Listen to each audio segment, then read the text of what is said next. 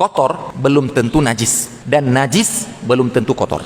Kenapa anak membawakan seperti ini? Coba antum perhatikan lantai ataupun tangga-tangga masjid. Apa tulisannya?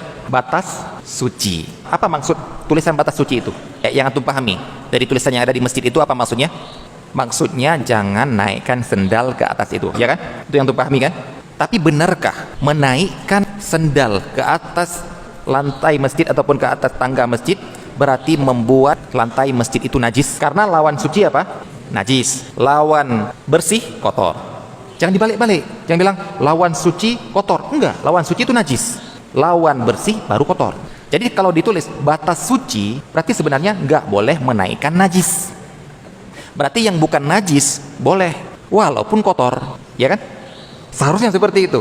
Tapi kalau antum naikkan sendal dan ada tanahnya, antum akan dimarahin. Kenapa? Kamu nggak lihat itu batas suci? Coba antum jawab. Lihat. Ini kan suci. Debat fikih sama takmir masjid nanti. Apalagi kalau takmir masjidnya nggak paham fikih.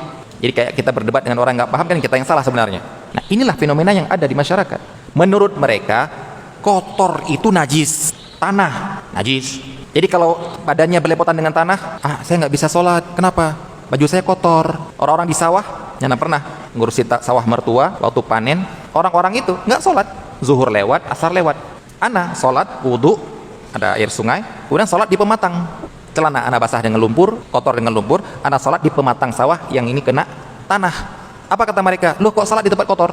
Kata siapa? Orang awam. Jadi menurut mereka nggak boleh sholat di atas tanah karena kotor. Kalau kotor berarti najis. Nah, ini yang jadi masalah.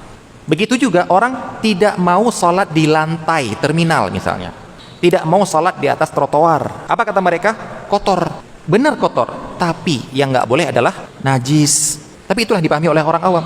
Ini harus diubah pemahaman ini. Ada orang yang tidak mau sholat, meninggalkan sholat, katanya nanti diqadha nanti. Gara-gara apa? Dengan alasan lantainya kotor, trotoarnya kotor, tanahnya kotor. Gara-gara salah paham menyebabkan dia meninggalkan kewajiban.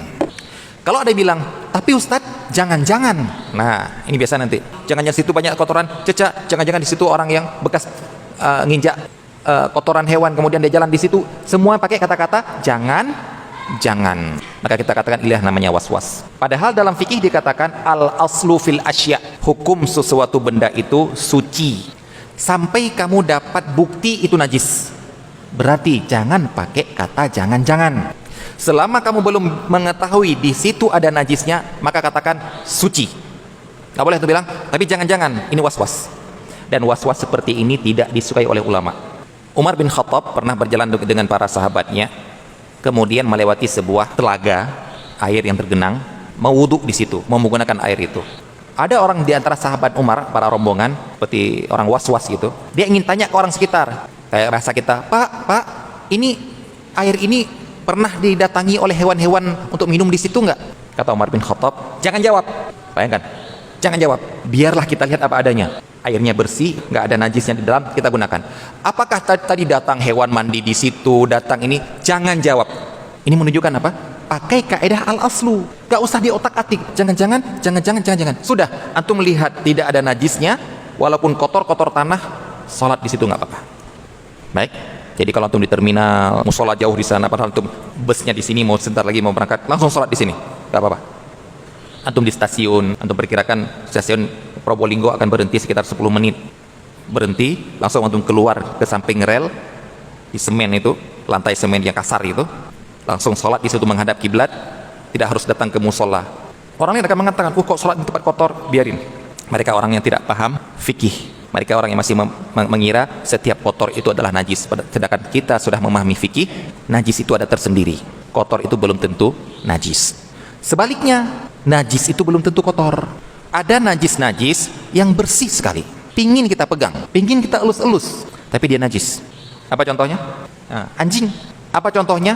Bangkai-bangkai yang dibekukan, yang dimumikan. Harimau Sumatera dimesiumkan, burung cendrawasih dimesiumkan. Itu antum pegang, antum elus, najis, tapi dia nggak kotor. Inilah standar yang harus kita pakai, adalah standar fikih hukum Islam.